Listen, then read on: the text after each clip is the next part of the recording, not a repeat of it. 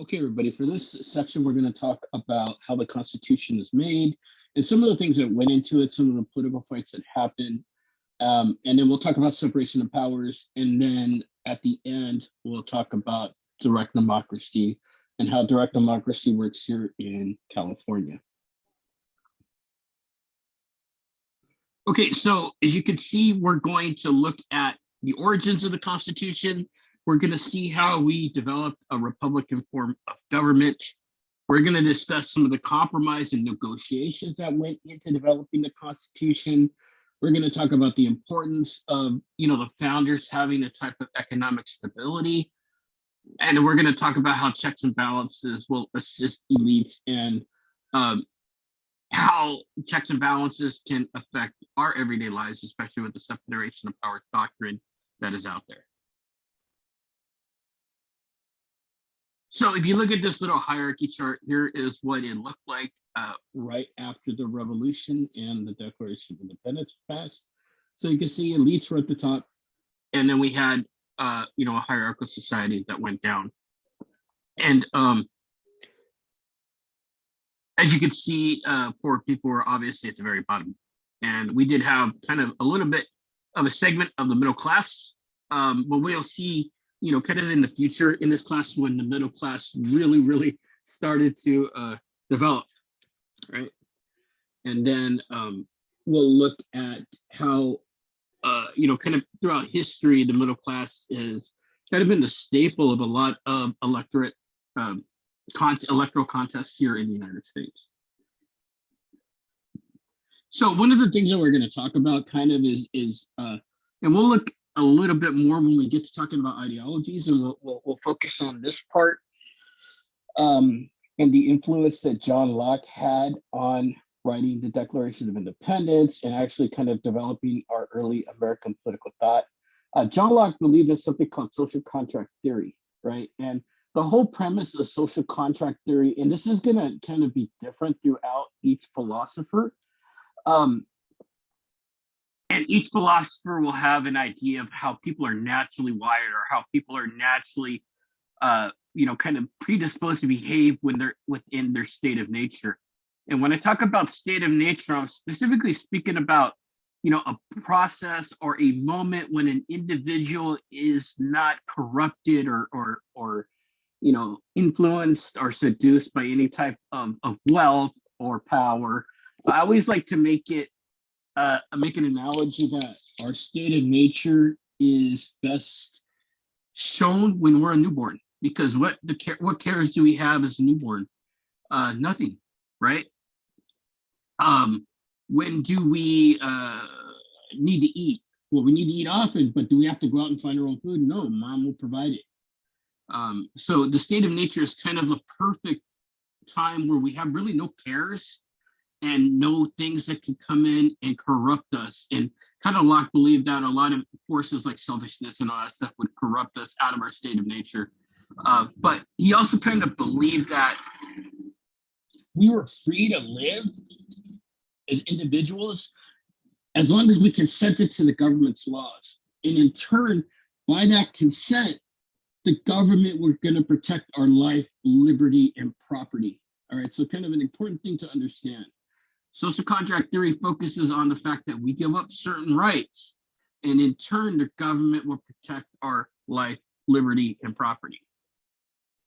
Now, if we kind of look at some of the things that happened and kind of the pathways to revolution and to the development of the Constitution, originally we had some aspects of monopolistic mercantilism where there's a navigation acts that were set out and they were laxly enforced. And we'll talk about that in a little bit. But they reflected a policy of mercantilism, which sought to keep all the benefits of trade inside of the English Empire and to minimize the loss of gold and silver to foreign countries or foreigners. One of the things that was kind of focused on when we look at the development of the Constitution, there was a belief that the Constitution was the Articles of Confederation was a weak document, and we needed to rewrite that document to maybe in a sense, give a little bit more power back to the federal government. So the Alexandria Conference existed. Maryland and Virginia dealt with navigation and commerce in Chesapeake Bay and the Potomac and the Pocomoke rivers. They wanted to include all states to adopt some type of trade regulations. States were acting out with their own trading ways, and it kind of prevented the U.S. economy from fully developing. We also had a meeting in Annapolis where 12 delegates from 5 states adopted a report outlining the defects in the articles, and then it called for a whole new convention to be set in May 1787. So what did the founders believe in when we talk about protecting liberty and property? The founders agreed that the fundamental end of government is to protect our individual liberty. So the founders, Thomas Jefferson, John Adams, James Madison, George Washington, all believed that it was the government's responsibility to protect our individual liberty, right? They believed in law of nature, where people are endowed with certain inalienable rights, life, liberty, and property. Right. So we kind of, when we look at the Declaration of Independence, we could see that in the Declaration of Independence, there was a sense that Jefferson wrote that we are all entitled to life, liberty, and the pursuit of happiness, which is directly influenced by these 3 points that Locke had pointed out.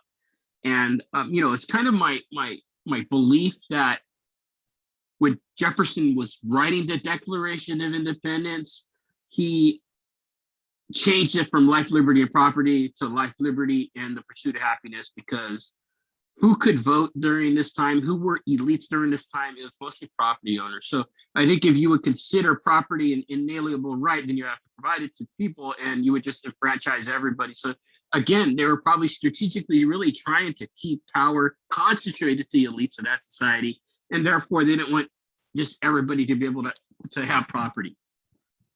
And when we talk about equality in this case, we're going to talk a little bit more about equality of opportunity down the line, where we talk about things like affirmative action. But right now, we're going to talk about equality under the law, that we should all be equal under the law. And we're going to see as we go through the Constitution that the 14th Amendment, the 5th Amendment are 2 vital amendments that kind of protect our equality and our feelings of being equal under the law. Remember, according to the founders, equality didn't necessarily mean equal in wealth, intelligence, virtue, and talent. We're going to actually look at that more down the line. So kind of remember this and put a mental bookmark where we're going to refer to this probably toward the end of the semester when we start talking about civil rights. Also, as part of that kind of that equality of outcome, the founders did not believe that the government had a responsibility to reduce inequalities that people had. They did believe in what's called a Republican form of government, or republicanism. And we're not talking about the political party. We're talking about where we have elected representatives to represent our interests in Washington, D.C. Right? So they believed in a Republican form of government, representative, responsible, and non-hereditary, which was a very important topic or important point. We do still see, kind of that hereditary system in government. Not intentionally, but we do see families and people with the same last name at times serving us, whether it's the Bushes or even here in San Diego, there was a congressman out in the El Cajon area whose name was Duncan Hunter. He retired from Congress, and who took over? Duncan Hunter, his son. So, not intentionally hereditary, but we do have aspects of it, right? Because we didn't want aristocracy. We wanted a limited form of democracy that prevented the masses from having a really large influence, where it moves to more of an indirect influence on how government operates. They expected the masses to consent to government. So that social contract that we see, right? And that these representatives that we've had in Congress are supposed to be men of principle and property. And remember, I'm using the gender male now because, as we know, women were at that time treated as possessions. And he generally agreed that the masses should have only limited indirect role in selecting decision makers. And we're going to look at that more and more as we get to talking about elections, where we'll see, the only thing that we could have voted for on directly during that time is representation in Congress for the House of Representatives, not for the Senate or not for the president. We're going to address that later. They also believed in a limited form of government, and government could not threaten liberty or property. So we have to divide governments into separate bodies that are able to check one another so that one does not pose a huge threat to the other. So these three separate bodies, the judicial, the legislative, and the executive, are all run separately by different individuals, chosen differently, and they have to have checks so one branch does not become stronger than the other. We're going to look a little bit more as we go down the line into some of those controversies that the branches of government may at times conflict, and where, it's kind of evolved where one branch of government is, in a sense, stronger than the others when they're not supposed to be. They're supposed to be equal, but there's going to be some aspects where that may kind of evolve. If we look kind of in a world context, a lot of other governments were hereditary governments, monarchies, kind of the whole divine right of kings, where you are bestowed by God to be a leader. The U.S. elites believed in equality and inalienable human rights, which were life, liberty, and property. So in the concept of developing the Constitution and deciding what type of representation government we were going to have, there were a couple of plans put into place, and I'm going to want you to know these two plans and then the eventual compromise. The first plan was the Virginia plan, and this was a two-house legislature where we had the lower house that was voted by the citizens, and then the lower house would then choose the upper house. Congress would have the ability to nullify state laws, and it was a proposed parliamentary form of government. So if any of you have taken any other type of political science classes, or maybe have maybe looked at something like UK politics, especially in England, England has the House of Lords and the House of Commons, right? The House of Lords is considered more prestigious. The House of Commons is chosen by the citizens. In turn, then the citizens will choose the House of Commons, and then the House of Commons will choose the House of Lords. And kind of going along with this, then the ruling party in Parliament will choose a prime minister. So you can kind of see where the legislative branch and the executive branch are kind of amalgamated a bit. Congress would also choose executive and judiciary branches, like we said. There was another plan out of New Jersey. New Jersey wanted a one-house legislature, one vote per state, separate executive and judiciary, and give Congress the powers to tax and regulate commerce. There was a compromise because neither plan was totally adhered to by the whole group. So what they did was they eventually compromised and struck a deal which is known as the Connecticut Compromise. You have a two-house legislature with the lower house based on population, and the upper will be equal to senators per state. So we have 435 districts here in the United States. 435 representatives make up the House of Representatives. We'll talk a little bit about territories and delegates a little bit later in the semester. But for the most part, there's going to be 435 members of the House, and there's going to be 2 senators per state, so there's 100.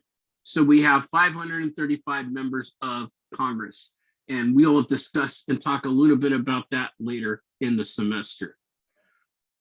Now, issues like slavery needed to be addressed. So slavery was still, kind of America's original sin, and some of the problems that we still had in addressing that during that time.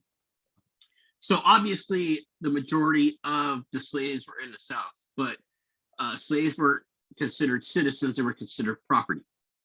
So for the purposes of representation, remember, our representation in those 435 districts now are based off of population. So we have the census every 10 years. It is done to make sure to see how we can allocate representatives to each part of Congress. So obviously, since the South had areas some had higher populations, if you counted slaves, the people in the South wanted to be counted for representational purposes only.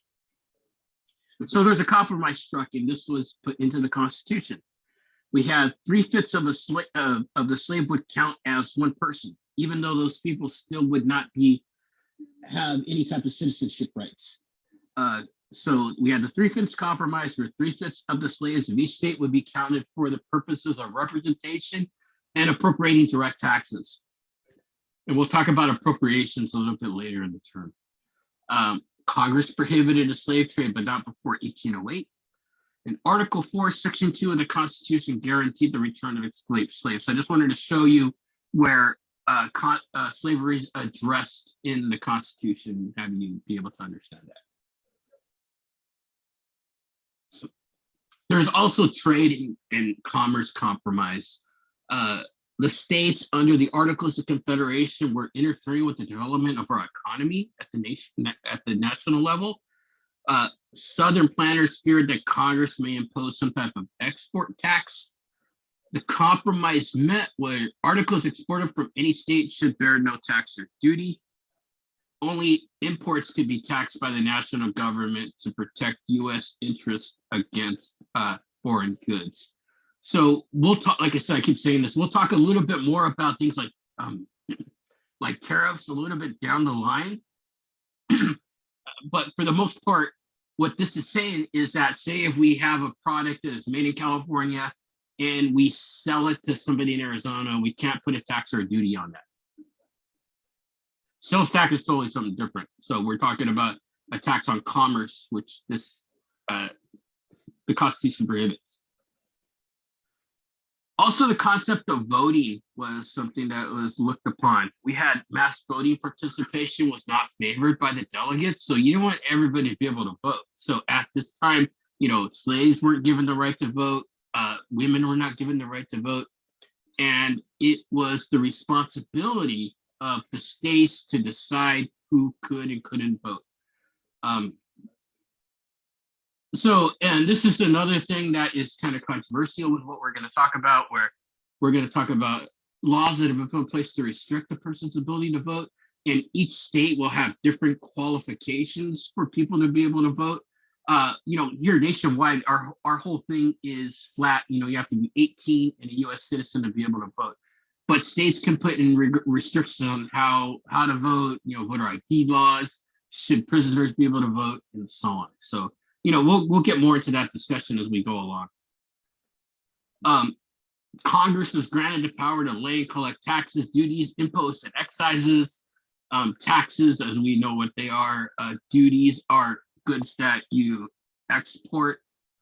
Taxes you pay on that to foreign countries. And then excises, a good example of an excise is like a tax on gasoline. So if next time you go to the gas pump, and there might be an itemized list of where each cent of your gas tax goes to, there's going to be an excise tax that is put there, and the government collects that money. This enabled the government to end its dependence on the states and gave the federal government the power to generate revenue through taxation. Article 6 of the Constitution committed the U.S. to paying off all the investors who held bonds. Taxing power is guaranteed that this commitment will be filled. Basically, a bond, and we'll talk more about this when we get to federalism. A bond is a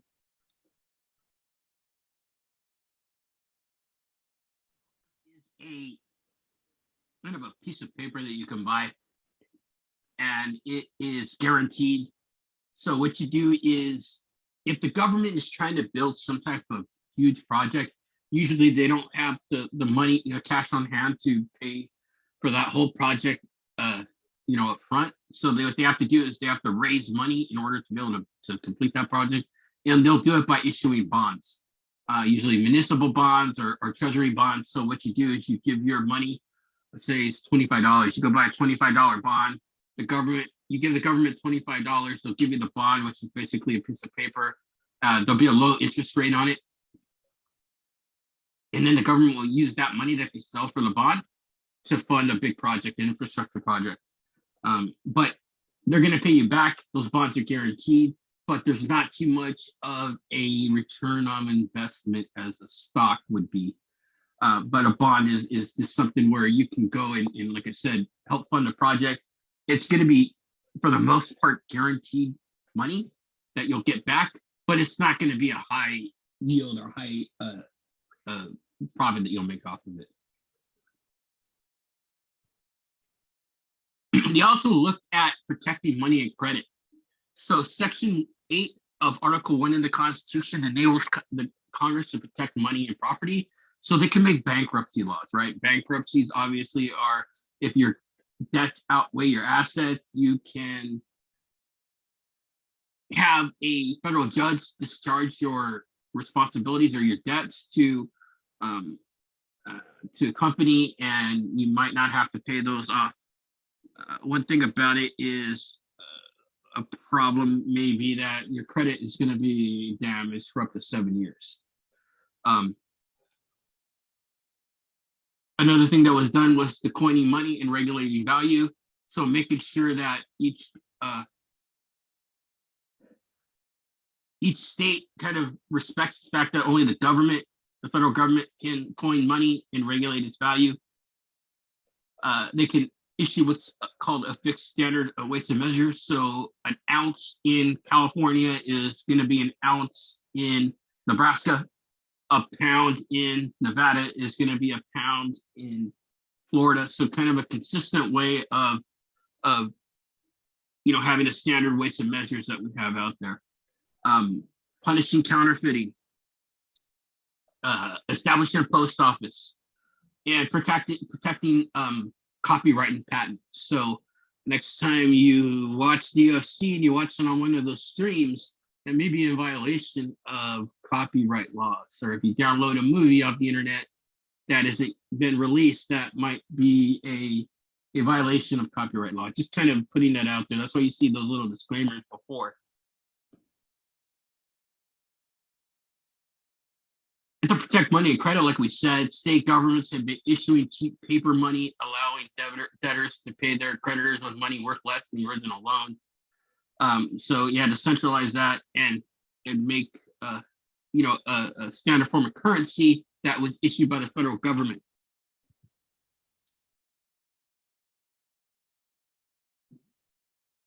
Also opened Western land to speculation. Native Americans discouraged immigration west. We had prior to the revolution, the colonists would try to kind of colonialize places out west and take Native Americans' land, which is a really another sad instance that we had in our country. But we did start seeing a slow mobility or movement out west. That's to create a military, right? Not just to protect against foreign invaders, also to protect against piracy. So Article 1, Section 8, and Article 2 provide centralized diplomatic and military affairs at the national level. And we'll talk about a little bit more in the term about how some of these individual branches of government deals with diplomacy and policy and all that. But the federal government is responsible for creating a military and engaging in diplomacy.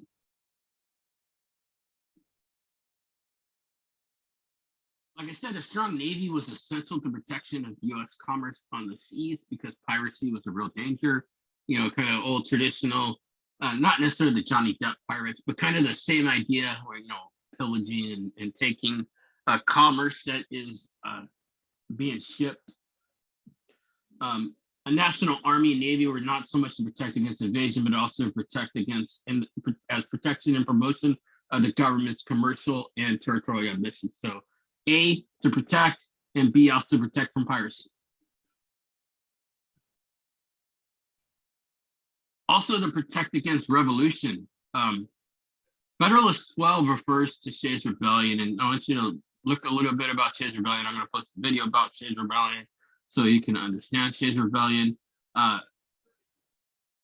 Debtors Rebellion that happened. We'll talk a little bit more about it. But if you look at Article 4, Section 4, the national government guarantees to every state or republic a form of government, as well as protections against domestic violence and insurrection.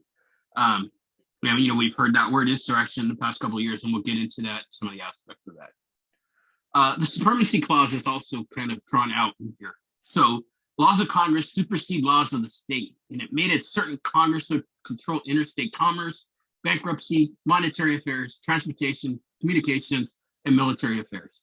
So basically what the supremacy clause says is that all laws that are made by Congress or that are detailed in the Constitution will trump state law, right? So federal law is going to override state law.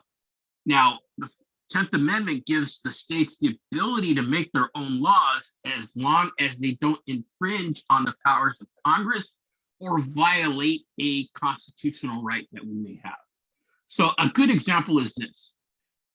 Look at the marijuana law here in California. So Prop 64, passed in 2016, made cannabis use for recreational purposes legal. Cannabis use for medicinal purposes was already legal prior to that, but what it does is it allows people to use, to meet certain criteria and pay certain taxes. You could use cannabis legally here in California if you're over a certain age. With that being said, cannabis is still a Schedule I narcotic on the federal level. So what the federal government says is that cannabis is a no-no, right? So since it's a federal narcotic, it's still illegal.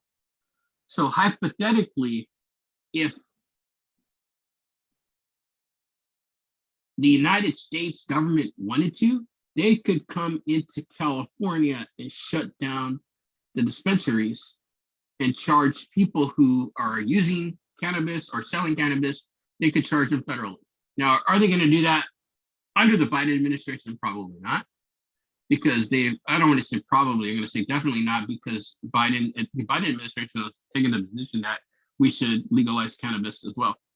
So, but during the Trump administration, there were some kind of fears that the Trump administration may try to impose federal will on states and allow them to be able to shut down dispensaries. So, but just remember, federal law is always going to outweigh state law. And it's just a little bit more about the cannabis law here. Like we say here in America, cannabis is in California is legal, but if the federal government wanted to, they could shut down the dispensaries. So we look at republicanism in operation. We could see that people in the House of Representatives are elected to 2-year terms. At that time, state legislatures would then elect the U.S. senators to 6-year terms. Electors such as state legislatures will choose and select the president, which we'll talk about later. And federal judges were to be appointed by the president for life. And we'll definitely talk about that because that could be a potential problem. So kind of going into the whole separation of powers doctrine and the form of checks and balances that we have here in the government. One of the things that I'm going to want you all to take a quick look at is Federalist 51. And Federalist 51 was written by James Madison. And he believed that we needed separation of powers to safeguard against a majoritarian type of system and have protections of life, liberty, and property that would prevent tyranny of the majority. So basically, tyranny of the majority is if the majority wants something, it's usually majority rule in our society, but there has to be protections for the minority. And when I say minority, I'm talking about people in the 49% and below category. So one of the good examples of this is, and we'll talk a little bit more about this when we get to the Supreme Court part, but Proposition 8 in 2008 here in California tried to define marriage as a union between a man and a woman. That was passed. It was an initiative that was passed. 53% of the population wanted it passed. there's some other reasons why it passed. We'll talk more about that when we get into direct democracy. But just remember, 53% of the population wanted it passed. But eventually, what happened was it was challenged to the courts, where the courts were checking these laws that were put into Congress. I mean, not into Congress, but into activity by the public. With that being said, so there has to be some type of ways that the minority, the people in the 49% below, can address their grievances in this instance. So what the courts found was that by limiting the definition of marriage to it only being a union between a man and a woman, the minority, the people in the 49% below, their rights are being adversely affected. So our separation of checks and balances put that into view where we could see that these rights of the minority were being violated, and we had tyranny of the majority at this time. So it'll look a little bit more clearer when we kind of go on and on into our talk here. So each major decision-making body is chosen by a different constituency. The president is chosen by the Electoral College. The legislatures are chosen by the people, and the judicial is chosen by the executive branch. One of the things that Madison wrote in Federalist 51, if men were angels, no government would be necessary. If angels were to govern men, neither external nor internal controls on government would be necessary. So in a sense, what he's saying is, we can't trust each other to do the right thing. So we have to have things that are put into place to make sure that the rights of the minority are protected. And like I said, this will make a lot more sense when we go through. And I want you all to really pay attention to this, because this is going to be part of our first essay that we're going to write. So the separation of powers is a doctrine of constitutional law under which the three branches of government are kept separate. The executive carries out and enforces laws. The legislative branch makes laws, and the judicial branch will interpret laws through court actions. And we'll see it, throughout the class.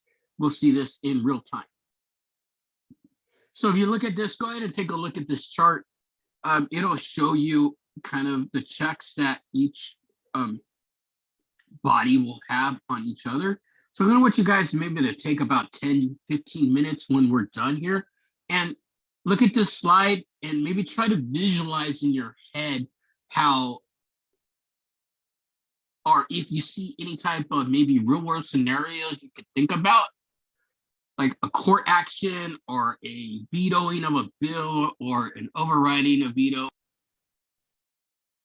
How the other branches come together and check each other, so to speak. Are there any consequences of it? Well, due to slow-moving legislation and the influence of the courts, sometimes it's easier just not to go through the headache of going and passing a bill or doing a constitutional challenge on a court of law.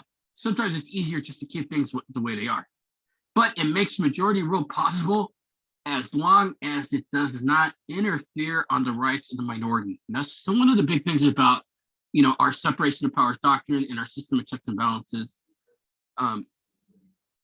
We have to make it that majority rules, but we also have to protect the right of the minority. And I think that's something that we really, really need to understand. One of the things that we have kind of out of, an example of this is the concept of judicial review. The Supreme Court has the power to invalidate not only state laws, but also laws made by Congress that conflict with the Constitution. This was given to them through a court case called Marbury versus Madison. And like I said, this gives the courts the ability to invalidate laws and actions by Congress or even by the executive branch to determine them to be unconstitutional.